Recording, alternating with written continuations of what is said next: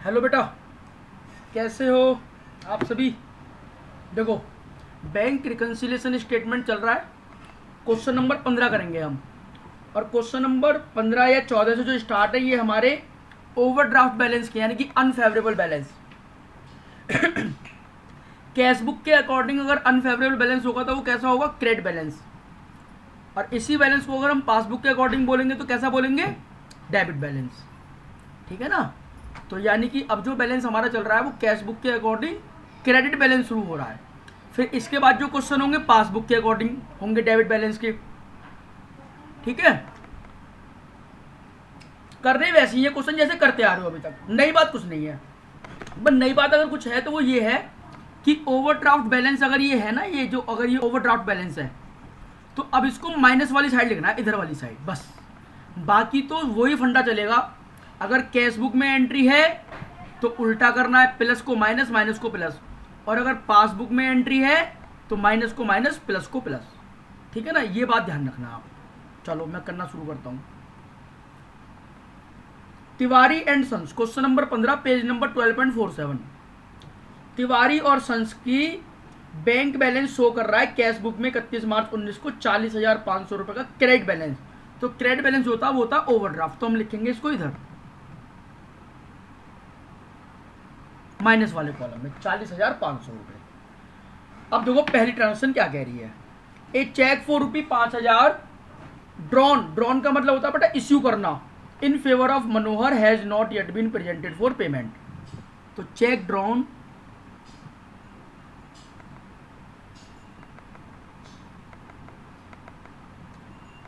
But not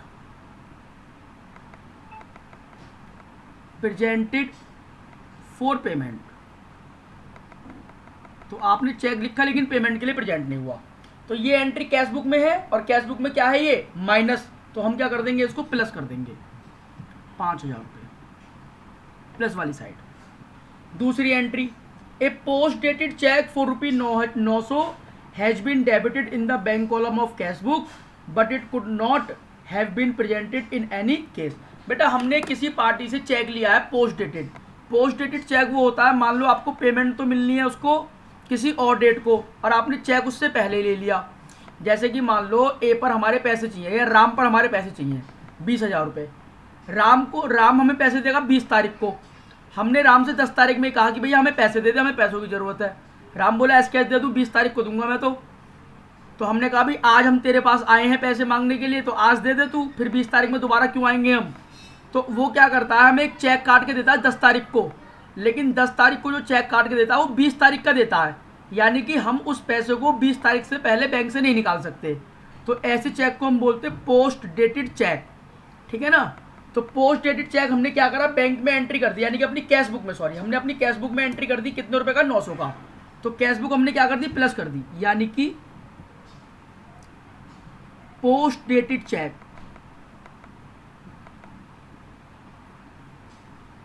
post dated check debited in cash book. तो यानी कि कैश बुक हमारी प्लस है तो हम क्या कर देंगे इसको माइनस 900 रुपये से। क्योंकि देखो हमारी जो सेम बुक चल रही है वो अब यानी कि हम कैश बुक में है, अगर कोई भी एंट्री कैश बुक में है ना तो उसको उल्टा करेंगे, अगर पासबुक में है तो उसको सीधा लिखेंगे हम, प्लस को प्लस माइनस को माइनस। तीसरी एंट्री देखो, cheque totalling 10,200 deposit with the bank have not been collected and a cheque for ₹4,000 has been dishonoured. तो पहले तो इसकी करो चेक डिपॉजिट की।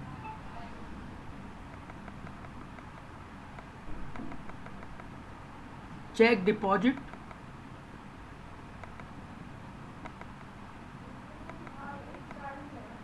बट नॉट कलेक्टेड 10,200 रुपये। तो चेक डिपॉजिट करा तो हमने कैश बुक को क्या कर रखा है, प्लस कर रखा है। हमने कैश बुक को प्लस कर रखा है, ठीक है ना। तो हम क्या कर देंगे इसको माइनस कर देंगे 10,200 रुपये से। अच्छा अगली एंट्री है 4 इसी में तीसरे में ही कि एक चेक डिसऑनर हो गया। अच्छा चेक डिसऑनर हो गया तो हमें नहीं पता चलता भैया उसका, ठीक है ना। तो हमने तो अपनी कैश बुक को बढ़ा रखा होता है, तो हम क्या कर देंगे यहाँ पर चेक डिसऑनर।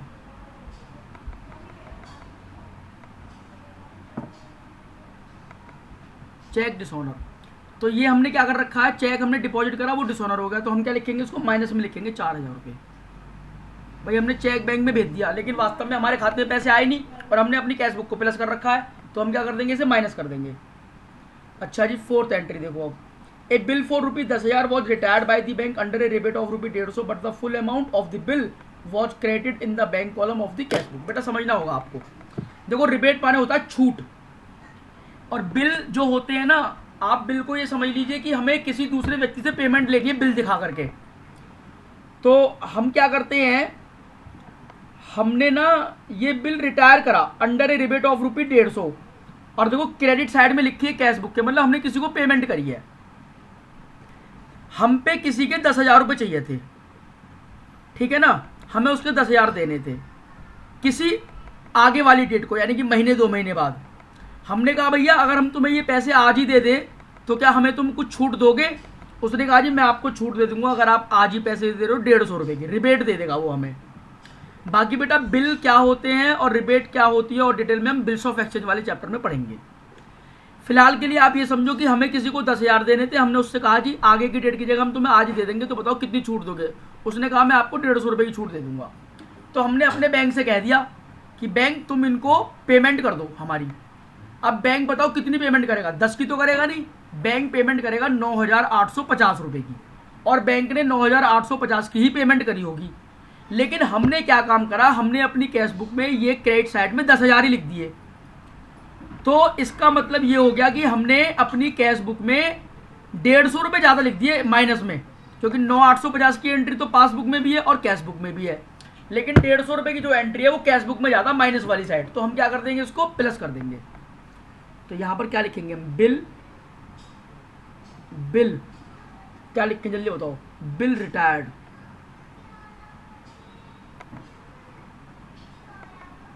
Under rebate. तो माइनस वाली साइड में है वो कैश बुक में, तो ये प्लस में आ जाएंगे हमारे यहाँ पर 150 रुपये। 1 मिनट को जरा गलत लिख दिया मैंने, 150 रुपये, ठीक है जी। अब हम लगा देंगे इनका टोटल, बस जी यही है हमारे पास।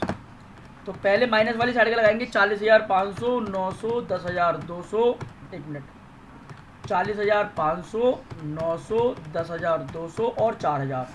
तो ये बैटरी बेटा इधर की 55,600। इसको दोनों तरफ लिखेंगे और इसमें से माइनस करेंगे -5,000 -150, तो ये बच गए 50,450 रुपये। अब क्योंकि बैलेंस प्लस वाली साइड बच रहा है तो ये ओवरड्राफ्ट बैलेंस होता है। देखो मैंने लिख भी दिया है यहाँ पर ऑलरेडी, ये रहा overdraft balance as per passbook. हमने कैश बुक से स्टार्ट करा, पासबुक का पीछा करा, क्योंकि माइनस वाली साइड ज़्यादा है ना, तो इसीलिए ओवरड्राफ्ट बैलेंस बच रहा है हमारे पास। आई होप आपको ये क्लियर हो गया होगा, ठीक है जी। अब हम करते हैं क्या, क्वेश्चन नंबर 16। देखो जरा क्वेश्चन नंबर 16 में क्या कह रहा है, देखो पहली हमसे कह रहा है जी ओवरड्राफ्ट बैलेंस है 1,72,985 का, तो उसको माइनस में लिख देंगे पहले। तो पहली एंट्री 60,000 रुपये के चेक इशू करे बेटा, कैश बुक में एंट्री होती है माइनस में, तो उसको कर देंगे हम प्लस। अब आपको समझ में आ जाने चाहिए।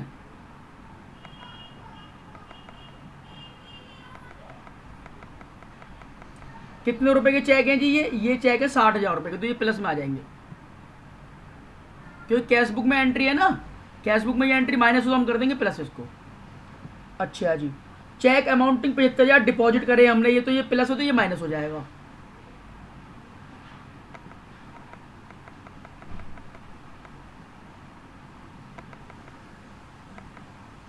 Check deposit in bank but not presented, but not collected.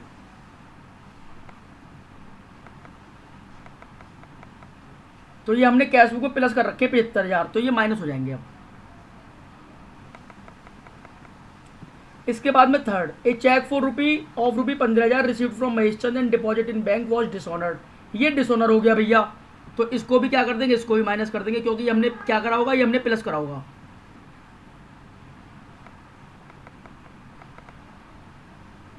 Check dishonour 15,000 रुपये का, ये भी क्या हो जाएगा, माइनस। इसके बाद में 1,50,000 रुपये being the proceed of A bill receivable collected appeared in the passbook but not in the cash book.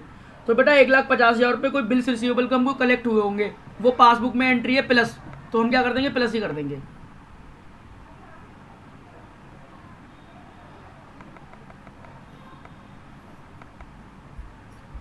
Bills receivable collected entered in passbook.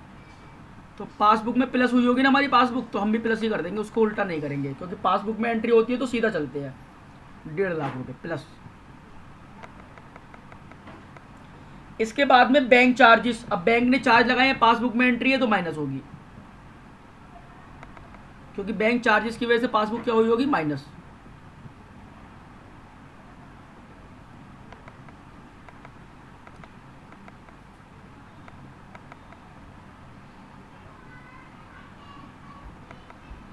Bank charges charge by bank 1500 रुपये।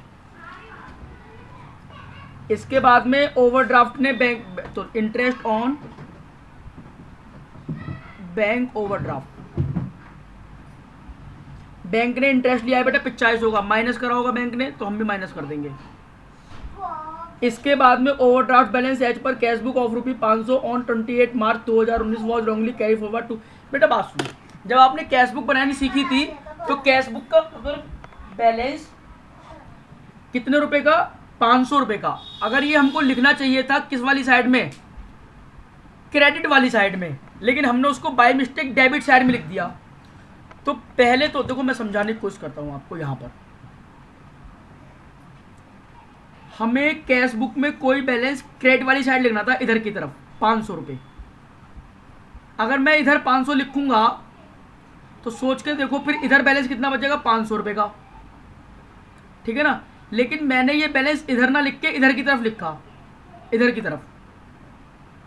अब बैलेंस मेरा इधर बचना चाहिए था कायदे में 500, अब मैंने और ज़्यादा 500 इधर लिख दिए, तो मेरा यहाँ जो डिफरेंस आएगा वो 1000 का आएगा, 1000 रुपये।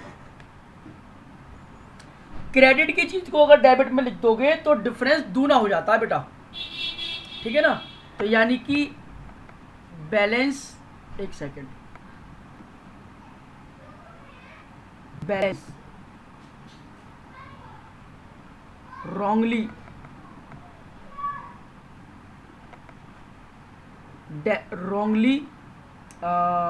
क्या रॉन्गली क्या लिखोगे, कैरी फॉरवर्ड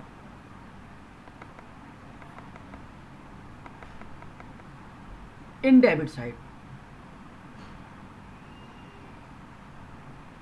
कितने रुपए, 1000 रुपये।